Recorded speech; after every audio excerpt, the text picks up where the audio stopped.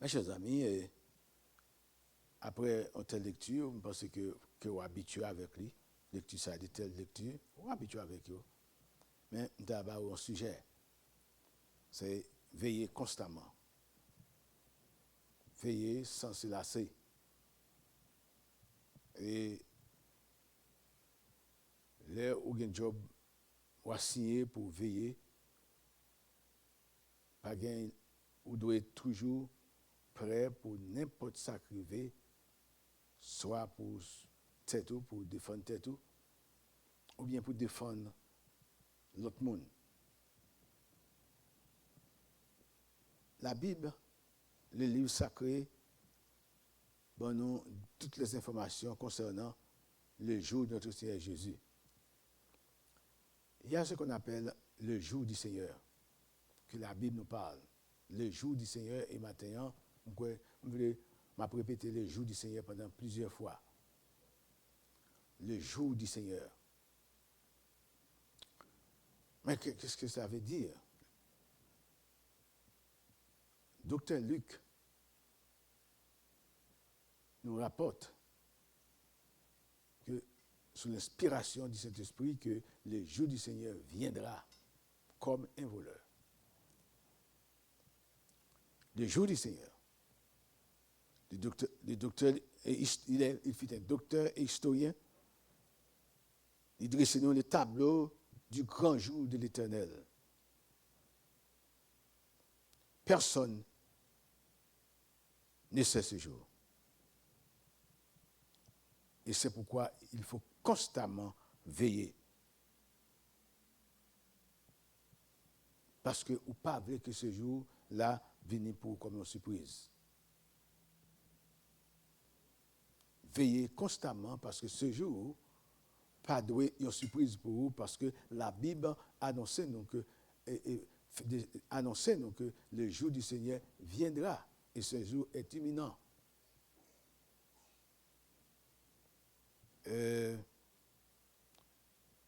Selon le verset 26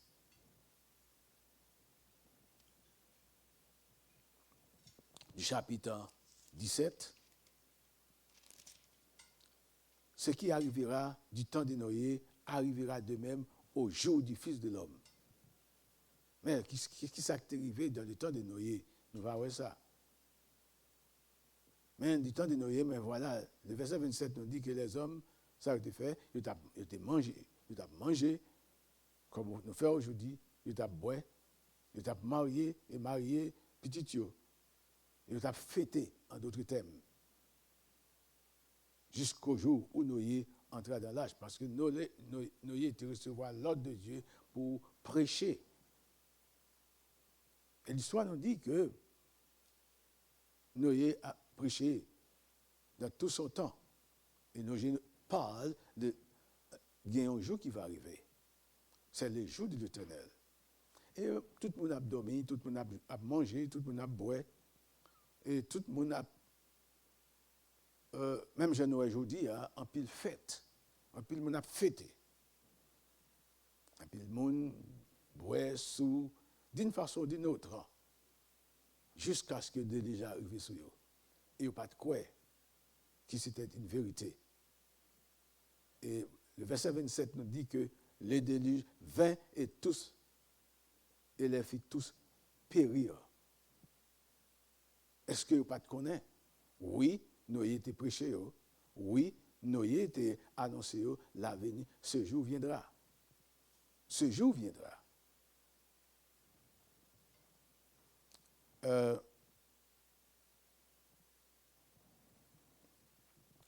Mais c'est un jour que bon Dieu pas laissé que personne connaît. C'est seul le Père qui, la Bible nous dit que seul Papa qui connaît. Même les anges des cieux. Même les anges des cieux, ni le Fils ne savent pas. On nous font-ils camper sur le Fils ne savent pas. Jésus-Christ est l'homme, Jésus-Christ est Dieu. Est Dieu. Pourquoi? Parce que Jésus-Christ était là dans la création. Il est homme et Dieu parce que Jésus-Christ est venu pour mourir. Puisque Jésus-Christ, Dieu est esprit, Dieu n'est pas venu pour mourir. Il a fallu qu'il prenne la forme d'un homme, d'une femme, d'une façon ou d'une autre, d'un être humain, pour être capable de mourir. Il est Dieu car il était là dès le commencement. Moi et mon Père, nous sommes un. C'est la déclaration que Jésus-Christ a dit dans Jean chapitre 14. Et Philippe, l'un des disciples, demande à Jésus, « Montre-nous le Père, et cela nous suffit. » Jésus répondit, « Il y a si longtemps que je suis avec vous, et vous ne me connaissez pas. Je suis dans le Père, et le Père est en moi. » C'est la déclaration de Jésus-Christ pour éviter toute confusion qui était là avec les disciples, qui ne pas connaître qui montre que Jésus-Christ est, qui montre mon Dieu, montre Jésus-Christ. Il déclare que je suis dans le Père et le Père est en moi. Est-ce que, par là, après une telle déclaration, est-ce que nous sommes capables de dire que Jésus-Christ ne connaît pas le jour de son jour, est-ce qu'il ne connaît pas le jour de son retour? Oui, il le connaît parce qu'il est Dieu. Mais en tant qu'homme, en tant qu'homme, s'il dit qu'il ne le connaît pas, c'est vrai, parce qu'il est homme, quand il est homme. Mais il est Dieu et homme. Et quand, là où est bon Jésus-Christ en tant que Dieu, il connaît. Et l'homme n'a pas qu'à percer la pensée de Dieu. Parce que c'est Dieu qui dit. Le retour de Jésus-Christ, pas pour évangéliser la terre, pas pour évangéliser le monde, mais pour mettre fin à son royaume sur la terre. En lisant les versets, nous voyons que Dieu, la Bible dit, la voyez petit livre, non pour détruire la terre, mais pour sauver la terre. Et c'est pourquoi Jésus-Christ vint mourir pour que le monde soit capable de sauver. Mais cependant, puisque l'homme rejetait, il annonce ce qui arrivera du temps de Noé si le monde reste dans l'incrédulité. L'incrédulité, c'est un danger pour l'homme. Parce que l'homme essaie de vivre dans l'incrédulité.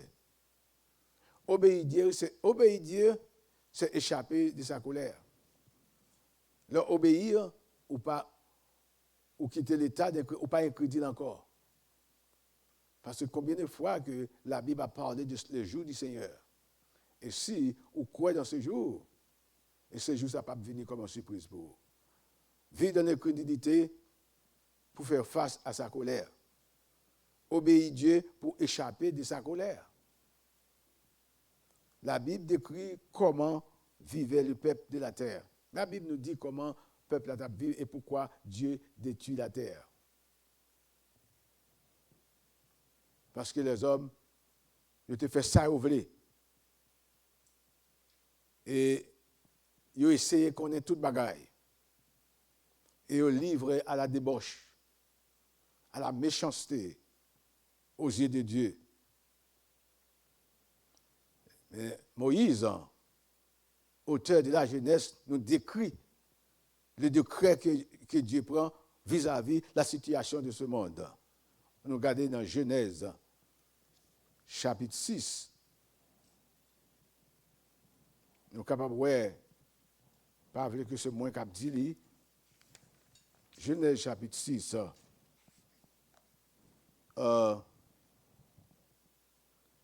Verset 1er, lorsque les hommes eurent commencé à se multiplier sur la face de la terre et que des filles leur furent nées, et les fils de Dieu vinrent sur les filles des hommes étaient belles, et les fils de Dieu virent que les fils des hommes étaient belles, et ils en prirent pour femmes parmi toutes celles qu'ils choisirent. Alors l'Éternel dit, mon esprit ne restera pas toujours dans l'homme, car l'homme n'est que chair et ses jours seront de 120 ans. Les géants étaient sur la terre en ce jour-là, après que les fils de Dieu furent nés et les filles des hommes, et qu'elle leur eut donné des enfants. Ce sont des héros qui furent famés dans l'Antiquité. L'Éternel vit que la méchanceté, verset 5, que la méchanceté des hommes était grande sur la terre, et que tout le temps les pensées de leur cœur se portaient chaque jour uniquement vers le mal. Et l'Éternel se repentit d'avoir fait l'homme sur la terre, et il fut affligé en son cœur. Et l'Éternel dit, j'exterminerai de la face de la terre l'homme que j'ai créé, depuis l'homme jusqu'au bétail, aux reptiles et aux oiseaux du ciel, car je me repens de les avoir fait l'homme.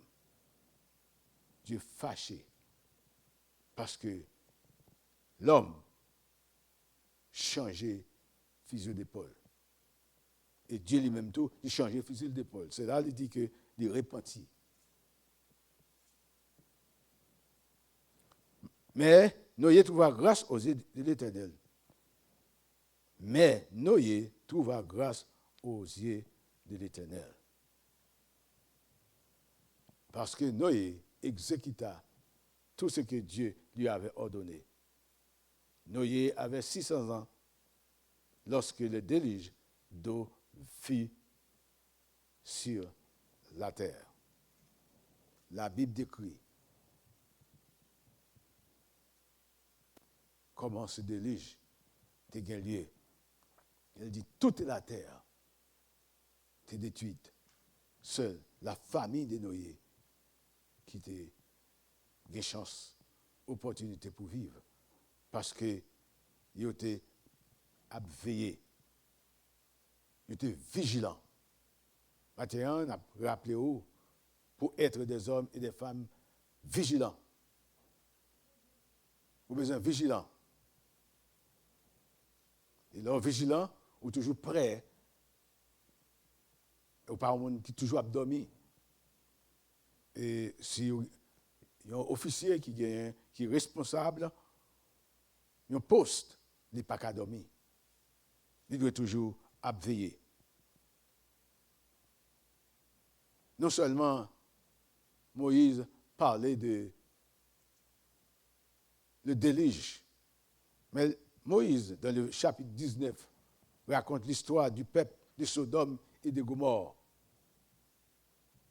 Dans ce même livre, au chapitre 19, Moïse raconte l'histoire de Sodome et Gomorrhe.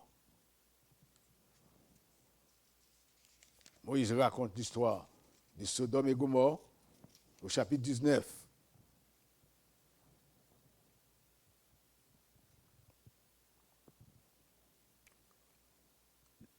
Les deux anges arrivèrent à Sodome sur le soir, et l'autre était assis à la porte de Sodome. Quand l'eau les vit, il se leva pour aller au-devant d'eux et se prosterna la face contre terre. Puis il dit, voici, mes seigneurs, entrez, je vous prie, dans la maison de votre serviteur et passez-nous la nuit. Lavez-vous les pieds. Vous laverez et vous lèverez de bon matin et vous poursuivrez votre route. Non, répondit-il, nous passerons la nuit dans la rue. Mais l'eau les pressa tellement qu'ils vinrent chez lui et entrèrent dans sa maison. Il leur donna un festin et il cuit des pains dans le vin. À côté, il a un repas. M. Sarah était paré d'aller sur Noé, parce que Noé était un grand habitant qui vivait dans Sodome. Mais cependant, la vie de Sodome était si mauvaise devant mon Dieu, et que pendant que Abraham était toujours à plaider pour ce peuple devant Dieu, mais le peuple ça était toujours à vivre, même gens à vivre, même gens manger, boire, faire tout ça qui sale devant mon Dieu. Et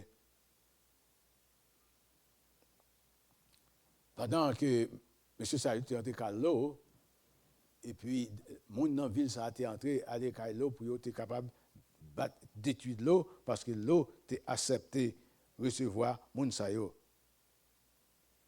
Et M. Sao dit, les hommes disent alors, qui as-tu encore ici? Jean, fils, fille et tout ce qui arrive appartient de la ville, fais-le sortir de ce lieu.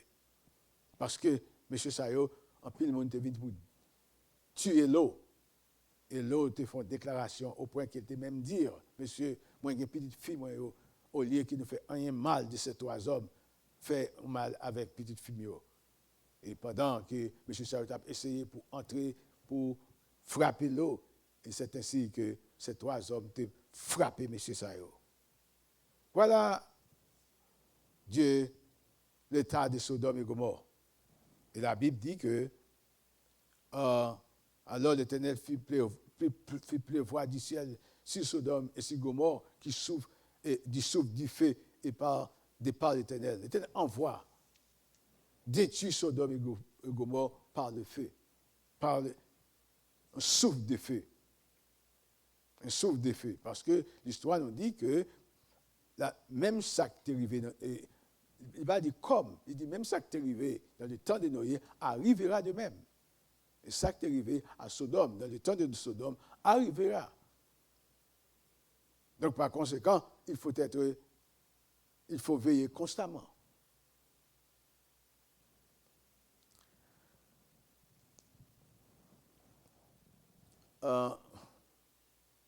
Qui, ça, moi-même, et vous-même, bien pour faire. Nous devons veiller. Parce que le jour du Seigneur viendra.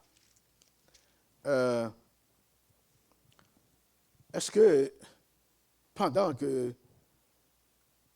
ce temps n'a vivre là, on temps de technologie, c'est vrai? Côté Noël, tout le monde a mangé, boire, gros fête, un pile l'argent à dépenser. C'était l'état de Sodome et Gomorrhe. C'était l'état de la terre. Tout le monde a vécu la vie. Mais est-ce que c'est mauvais aujourd'hui si on a vu notre côté la technologie n'a pas avancé assez? C'est vrai. Pendant que tout le monde a vécu, pendant que tout le monde a fait ça pour faire, mais la technologie n'a pas campé. Mais puisque, quand on arrive vers vous, c'est pour connaître pendant que la technologie n'a pas campé, mais la parole de Dieu n'a pas jamais changé. Pendant il y a tant de changements qu'a fait dans ce monde. Et changements qu'a fait dans le développement, pendant que M. Sayo, astronautes, allaient dans les galaxies pour découvrir pour qui ça gagne en l'air. Il y a des chances pour passer plusieurs jours. Il fait photo et pour rapporter ce qui a passé. Porter dans la terre, pour dire ce qu'il a fait en l'air. Au point qu'il fait même des arrangements, M. Sao qui a un cobio pour aller habiter en l'air. Est-ce que c'est mauvais pour nous faire des rêves? Non, pas mauvais. Il faut avoir de grandes visions. Mais pendant ce temps, pendant grande vision, ça gagne, pendant que vous avez un grand rêve, ça, il y a ce qu'on appelle le jour de l'Éternel. Ce jour viendra comme un voleur. Donc, est-ce que c'est mauvais pour que la technologie fasse chemin? Non, ce n'est pas mauvais pendant que nous sommes encore sur terre. Mais moi, rappelez-vous qu'il y a ce qu'on appelle le jour de l'Éternel. Parce que ce jour, pas capable de changer. Ce jour, pas capable de modifier. Nous réalisons que même dans les supermarkets, on a utilisé peu de gens. Machines ont fonctionné, technologie a tellement développé. Côté, nous venons réaliser que en pile monde perdu job parce que machine ont remplacé homme monde. C'est la technologie. Téléphone. Tout ce qu'on a besoin de faire qu'on y a pour les gens qui bon en technologie. Ils n'ont pas besoin d'aller déplacer à la banque, aller à quel côté, la caille, ils font toute transaction dans la technologie. Mais la Bible a toujours dit nous que le jour de l'Éternel viendra. Et toutes ces histoires ont été déjà annoncé. Parce que la Bible dit que dans les derniers jours, tout ça, nous va voir les choses, les derniers jours, nous va avoir des signes. Et c'est sur ces signes-là qui fait nous faire connaître que Jésus-Christ était à la porte. Et c'est pourquoi personne ne connaît le jour. Mais la Bible nous donne des signes. Signes qui ont observé que, oui, il y a de grands changements dans ce monde. Et c'est ça que fait, moi, je dis qu'il n'y a rien qui nous contre la technologie. Il faut qu'il y ait des changements dans ce monde. Nous ne sommes pas contre cela. Mais pendant que nous vaqué à nos activités, pendant que nous avons mangé, nous avons bu, nous avons fait tout ça qui est bon pour ce corps. Mais il y a un jour que le jour de l'Éternel est capable de stop toute bagaille. Le jour de l'Éternel est capable de camper toute grosse fête là. Est-ce que nous ne pas nous fêter? Non. Nous devons fêter. Oui, c'est-à-dire, nous devons fêter. En tant qu'humains, est-ce que la technologie n'a pas de comment avancer? Oui, la technologie doit avancer. Mais cependant,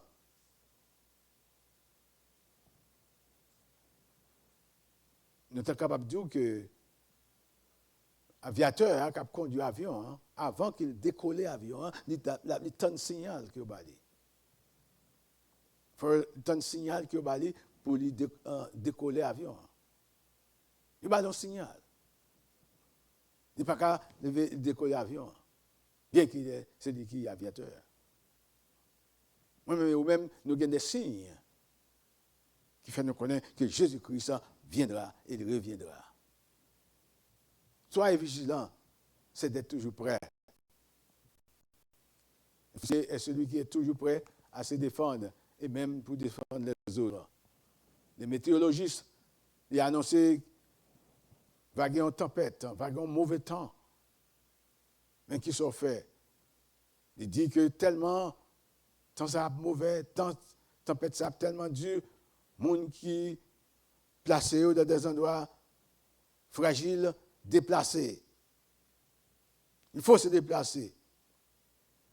Parce que souvent, on habite dans un lieu qui demande beaucoup d'attention. Ne dites pas dit que pas gagner qu'à privé.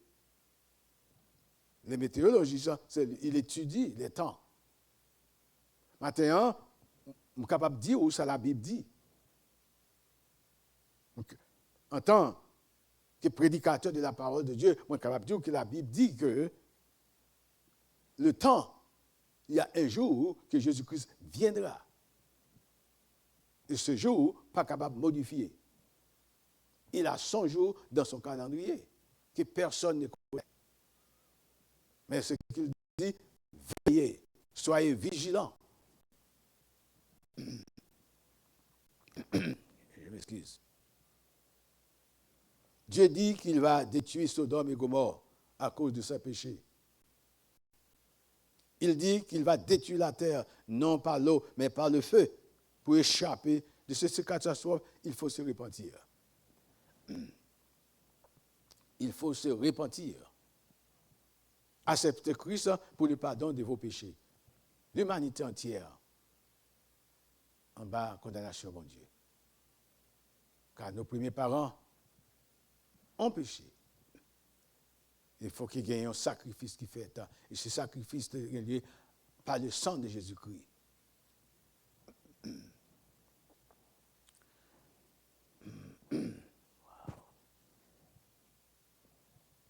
S'il y a un péché qui amène l'homme de la colère de Dieu, c'est l'incrédulité. L'incrédulité, c'est ce péché qui l'homme, qui a mené l'homme à la destruction. Parce que l'homme refusait de connaître la parole de Dieu.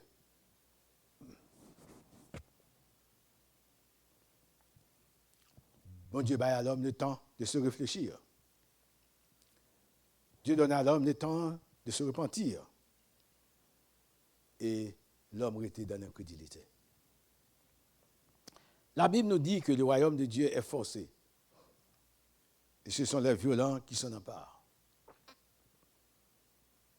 Mes chers amis, la parole le royaume de Dieu, qu'est-ce qu'il y a lié?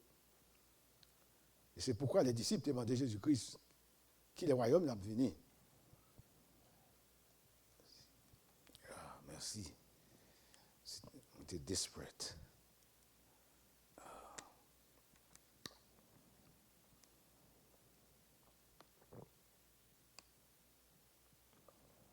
Merci pour mon ça qui peut dire gloire pour moi.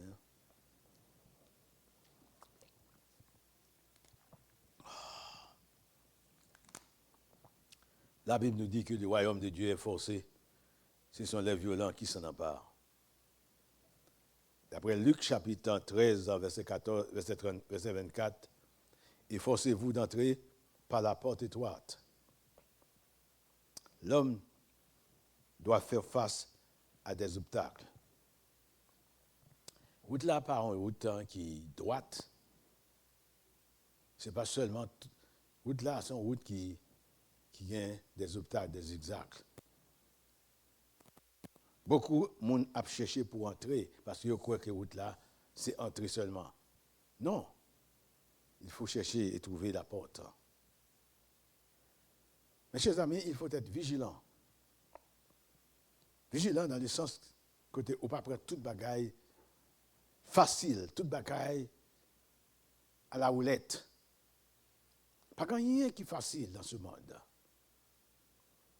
Mais il faut connaître que pour arriver dans le point de 100, de 100, il faut passer par 1. La Bible nous dit que Jésus-Christ, le jour de Jésus-Christ, est comme un voleur qui a empiré la caillou parce qu'on ne connaît pas qui l'heure. Qui s'est demandé pour nous faire? Il demandait pour nous veiller constamment. Pour nous fidèles et prudents. Et pour nous veiller sans se lasser. Obéir Dieu pour échapper à sa colère. Et vivre dans la crédulité, c'est pour faire face à la colère de Dieu. Qui monde qui t'a voulu faire face à la colère de Dieu? Personne. Personne. Parce que la Bible nous dit que ce qui arrivera du temps de Noé arrivera de même au jour du Fils de l'homme. Les hommes mangeaient, buvaient, se mariaient et mariaient leurs enfants jusqu'au jour où Noé entrait dans l'arche. Le déluge vint et les fit tous périr. Ce qui arrivera du temps de Noé arrivera pareillement. Les hommes mangeaient, buvaient, achetaient, vendaient, plantaient et bâtissaient. Mais le jour où l'eau sortit de l'homme, de Sodome, une pluie de feu se tomba du ciel et les fit tous périr. Il en sera de même le jour du Fils de l'homme paraîtra. C'est ce jour que moi-même et vous-même, nous devons être vigilants. Vigilants pour que le jour ça pas une surprise pour nous. Pour le chrétien, ce jour n'est pas capable d'une surprise. Pour les gens qui lisent la parole de Dieu, pour les gens qui lisent la Bible, pour les gens qui créent dans la parole de Dieu, ce jour n'est pas capable d'une surprise. Et moi, je crois ça, et je crois et je crois dans la parole de Dieu. Et on va échapper de ce feu terrible, de ce jugement terrible qui est réservé pour le chrétien. Maintenant, on a baissé tête nous pour la prière. Moi, encourager pour capable des hommes et des femmes, des hommes vigilants et des femmes vigilantes. Parce que le retour de Jésus-Christ est imminent et personne ne sait ce jour. C'est Dieu qui connaît. Il fait nous connaître que pour nous toujours veiller constamment. Le jour de l'Éternel est imminent. Pas rien qui a échangé et pas rien qui a modifié. Que Dieu vous bénisse. Seigneur, merci d'une façon spéciale parce que vous avez une bonne opportunité pour nous ici matin, pour nous capables de présenter la parole, mon Dieu. Car le jour du Seigneur viendra comme un voleur. Qui monde qui connaît juste ça? Personne. Et on dit, on donne des signes pour nous observer, qui fait nous connaître qui est son jour. Que ce jour ça lit dans le calendrier. Et les jours marqués, on va venir pour enlever l'église. pour que l'Église soit capable avec vous et pour passer toute éternité avec vous. Nous mettons le reste de la journée au nom du Père, du Fils et du Saint-Esprit, nous prions.